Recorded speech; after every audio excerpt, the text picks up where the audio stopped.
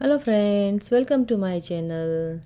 આજે આપણે સાબુદાણાની બે રેસીપી બનાવવાના છીએ, જે નોર્મલી વ્રતમાં, ઉપવાસમાં કે પછી આપણે નોર્મલી શિવરાત્રિ હોય કે પછી શ્રાવણ મહિનો હોય કે વીકડેઝમાં કે વીકેન્ડ આપણે જ્યારે ફાસ્ટિંગ કરતા હોય ત્યારે પણ ખાતા હોઈએ છીએ, અને રમઝાનમાં પણ સાબુદાણા ખવાતા હોય છે, કારણ કે ફાસ્ટિંગમાં ઉપવાસમાં જ આનો ઉપયોગ થાય છે. ને નોર્મલી તમે સાંજના ચા સાથે પણ આને ખાઈ શકો છો. સ્પેશિયલી સાબુદાણાના વડા જ્યારે વરસાદની સિઝન હોય, ગરમ એક કપ ચા હોય તો મજા આવી જાય. તો ચાલો જોઈએ રેસીપી. અહીં મેં 2 કપ સાબુદાણા લીધા છે. અને સાબુદાણાને ઇંગ્લિશમાં ટેપિયોકા પર્લ પણ કહેવાય છે અને સાગો પણ કહેતા હોઈએ છીએ. આપણે એને સારી રીતે પાણીથી ધોઈ લેવાના છે. મેં 2 કપ સાબુદાણા લીધા છે, તો હું એને હવે સારી રીતે પાણીથી વોશ કરી લઈશ, જેથી એનો એક્સ્ટ્રા સ્ટાર્ચ હોય એ નીકળી જશે. હવે અહીં હું એક બોલમાં 2 કપ જે સાબુદાણા લીધા છે એને હું ટ્રાન્સફર કરી દઈશ. તમે 2 કપ સાબુદાણા લીધા છે તો તમારે 2 કપ પાણી લેવાનું છે પલાળવા માટે, અને 7 થી 8 કલાક આપણે પલાળવાના છે. જો તમારે જલ્દી હોય તો તમે ગરમ પાણીમાં પલાળશો તો જલ્દી પલળી જશે. જેટલા સાબુદાણા લીધા હોય તમારે એટલું જ પાણી લેવાનું, જેનાથી સાબુદાણા સારી રીતે પલળશે અને છૂટા બનશે, ચીકણા નહીં બને. હવે અહીં એક પેનમાં મેં ઘી એડ કરી દીધું છે, 1 ટીસ્પૂન જેટલું. 2 ટીસ્પૂન હું ઓઇલ એડ કરી દઈશ. તમે ઘી તેલ બંને લઈ શકો છો અથવા તો સેપરેટ. હવે અહીં મેં હિંગ એડ કરી દીધી છે. હિંગ ગરમ થઈ જાય એટલે આપણે એમાં 2 ટીસ્પૂન જેટલું જીરું એડ કરી દઈશું. જીરું પણ સારી રીતે સતળાઈ જાય, ક્રેકલ થઈ જાય એટલે એમાં હું અહીં 2 તમાલપત્ર, 2 લાલ સૂકા મરચાં એડ કરી દઈશ. આપણે એને સાતળી લેશું થોડી વાર. હવે તેમાં મેં અહીં 2 લીલા મરચાં સુધારેલા અને થોડા લીમડાના પાન એડ કરી દઈશ. આ ખૂબ જ ટેસ્ટી રેસીપી છે, ઇઝી છે, સરળ છે અને જલ્દી બની જાય છે. હવે તેમાં મેં અહીં 2 બટેટા લીધા હતા, બાફેલા સુધારેલા, એને હું એડ કરી દઈશ. તમે કાચા બટેટા પણ લઈ શકો છો, પણ એને ચડતા વાર લાગે. તમારે જો જલ્દી હોય તો બટેટા બાફી લેવા, થોડી વાર ઠંડા થવા દે, પછી સુધારીને એડ કરવા. મીઠું સ્વાદ અનુસાર આપણે એડ કરી દઈશું.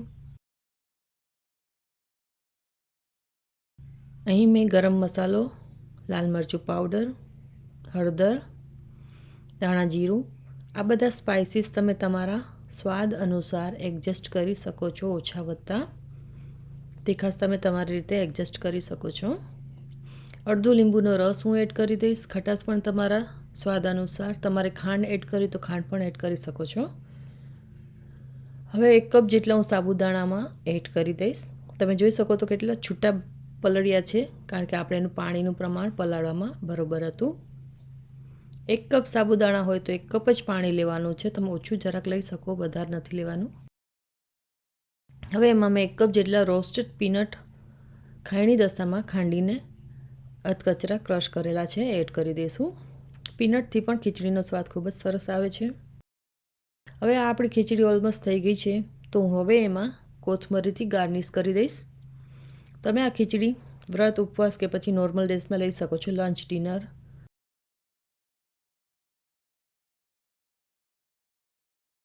તમે આને ખાઈ શકો છો. હવે આપણે અહીં સાબુદાણાના વડાની રેસીપી માટે તૈયારી કરી લઈશું. અહીં જે બીજા 1 કપ સાબુદાણા વધ્યા છે એને હું એક બોલમાં ટ્રાન્સફર કરી લઈશ. તેમાં હું અહીં સુધારેલા 2 લીલા મરચાં, સુધારેલા લીમડાના પાન છે એડ કરી દઈશ. અડધો કપ જેટલી કોથમરી લીધી છે. કોથમરી તમે તમારા અનુસાર લઈ શકો છો, કેટલી ગમે છે ખાવી એટલી. મીઠું સ્વાદ અનુસાર એડ કરી દેવાનું છે. લાલ મરચું પાવડર, ધાણા જીરું પાવડર, બધું સ્વાદ અનુસાર લેવાનું. ગરમ મસાલો, હળદર, લીંબુનો રસ. લીંબુનો રસ જેટલો વધારે આમાં હોય એટલું જ ટેસ્ટમાં સારા લાગે છે, અને ગરમ મસાલો પણ. તો તમારે ગરમ મસાલાનું પ્રમાણ વધારે રાખવાનું, અને લીંબુના રસનું, કોથમરીનું પણ. હવે અહીં રોસ્ટેડ પીનટ છે ખાંડેલા એડ કરી દઈશ. 2 બટેટા લીધા છે બાફેલા, એને આપણે ક્રશ કરીને આમાં એડ કરી દઈશું.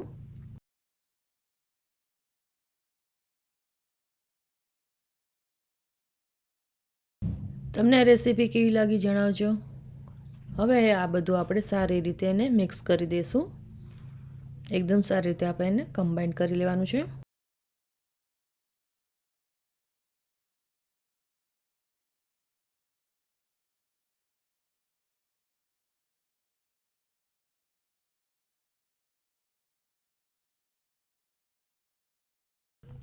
અહીં 4 થી 5 ટેબલસ્પૂન જેટલો આરારોટ પાવડર એડ કરી દઈશું. સારી રીતે આપણે આને મિક્સ કરી દેવાનું છે. આરારોટ પાવડર એડ કરવાથી આને સારું બાઇન્ડિંગ આવે છે. હવે આપણે આને પેટી બનાવી લઈશું. તમે આને રાઉન્ડ બોલમાં પણ એને શેપ આપી શકો છો અથવા ફ્લેટ શેપ પણ આપી શકો છો. આ રીતની જે રીતે આપણે આલુ ટિક્કી બનાવતા હોઈએ છીએ એ રીતની આપણે આની ટિક્કી બનાવી લેવાની છે. હવે અહીં હું આરારૂટમાં એને થોડું ડસ્ટ કરી દઈશ બંને બાજુથી. સારી રીતે આપણે આને પાછું ટાઇટલી પેક કરી લેશું. આ રીતે હું બધી ટિક્કી બનાવી લઈશ. હવે આ ટિક્કી રેડી થઈ ગઈ છે મારી. તો અહીં હું ડીપ ફ્રાય કરું છું. તમે શેલો ફ્રાય કરી શકો છો, એર ફ્રાય કરી શકો છો અને અથવા ડીપ ફ્રાય કરી શકો છો. તમને જે પસંદ હોય તમે એ કરી શકો છો. પહેલાં તેલને આપણે ગરમ કરી લેવાનું, પછી મીડિયમ ગેસ કરવાનો. મીડિયમ ગેસ ઉપર આપણે આને તળવાની છે. અત્યારે ટિક્કી તમે જોઈ શકો તો ડૂબેલી છે. જ્યારે એ પાકી જશે એટલે તેલમાં તળશે, ફ્લોટ થશે. હવે આપણે આને પલટી લેશું. પલટવા માટે તમે આ રીતે સ્પૂનનો ઉપયોગ કરી શકો છો, જેથી તેલના છાંટા ઉડે નહીં, તમે દાજી જાઓ નહીં. તો આ રીતે સેફલી છે ટ્રાન્સફર કરું બીજી સાઈડ એને ટર્ન કરવામાં. કાંઈ પણ તમે તળો ત્યારે આ રીતે તમે યુઝ કરી શકો છો. તમે જોઈ શકો છો આપણી પેટીસ તળાઈ ગઈ છે, એટલે હવે તેલમાં ફ્લોટ કરે છે, તરે છે. એનો મતલબ એમ છે કે આપણી પેટીસ પાકી ગઈ છે. સાબુદાણાના વડા પાકી ગયા છે. તો આપણે એને હવે કાઢી લઈશું. હવે ટીશ્યુ પેપરમાં ટ્રાન્સફર કરી લઈશ, એટલે જેથી એક્સ્ટ્રા ઓઇલ નીકળી જશે. બાકીની જે બધી પેટીસ છે સાબુદાણાના વડા હું એ તળી લઈશ. કેરફુલી એડ કરવું. તમે જોઈ શકો છો હવે ફ્લોટ થાય છે. તો હવે ઓલમોસ્ટ થઈ ગઈ છે. હું એક્સ્ટ્રા 2 મિનિટ રાખીશ જેથી ક્રિસ્પી થઈ જાય.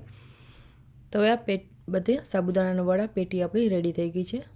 તમે આ પેટીને આમલીની ચટણી, લીલી ચટણી, મરચાં કોથમીરની અથવા તો દહીંની ચટણી સાથે સર્વ કરી શકો છો. અહીં અત્યારે હું દહીંની ચટણી બનાવું છું. એમાં લાલ મરચું પાવડર, ગરમ મસાલો, ધાણા જીરું, મીઠું, એને આપણે હવે સારી રીતે મિક્સ કરી દઈશું. અને આમાં મેં આદુ અને મરચાંની 1/2 ચમચી જેટલી પેસ્ટ એડ કરી છે. મિક્સ કરી દઈશું. હવે આપણે એને પ્લેટ આઉટ કરી લઈશું. એક ટ્રેમાં અસેમ્બલ કરી દઈશું આપણે. તો તમે જોઈ શકો છો કેટલી ઇઝી રેસીપી છે આ. ખાલી પલાળવા પડે સાબુદાણા, એટલું જ છે. એકદમ સરસ ટેસ્ટી અને ક્રિસ્પી આપણા સાબુદાણા વડા તૈયાર થઈ ગયા છે. તમારી ઘરે કોઈ ગેસ્ટ આવ્યો હોય, સાંજના નાસ્તામાં પણ તમે ચા સાથે સર્વ કરી શકો છો. ડિનરમાં પણ લઈ શકાય છે આને. અને વ્રત ઉપવાસમાં તો આપણે બનાવતા જ હોઈએ છીએ. તો તમને કેવી રેસીપી લાગી બંને જરૂરથી જણાવજો. જો તમને ગમી હોય તો લાઇક, શેર અને સબસ્ક્રાઈબ કરજો. તમે મારી ચેનલમાં નવા હો તો પ્લીઝ સબસ્ક્રાઈબ કરી બેલ આઇકન ઉપર પ્રેસ કરી દેજો અને ઓલ દબાવજો, જેથી તમને નવી રેસિપીસના નોટિફિકેશન તરત મળી જશે. હવે આપણે ખીચડીને પણ ટ્રેમાં લઈ લેશું. તમે તમારા ફ્રેન્ડ્સ એન્ડ ફેમિલીમાં પણ આ રેસીપી વિડીયો શેર કરી શકો છો અને સબસ્ક્રાઈબ કરવાનું પણ કહી શકો છો. તો થેન્ક યુ ફોર વોચિંગ. આવી જ રીતે રેસીપી જોતા રહેજો. મળશું એક નવી રેસીપી સાથે. ત્યાં સુધી આવજો. Buy now.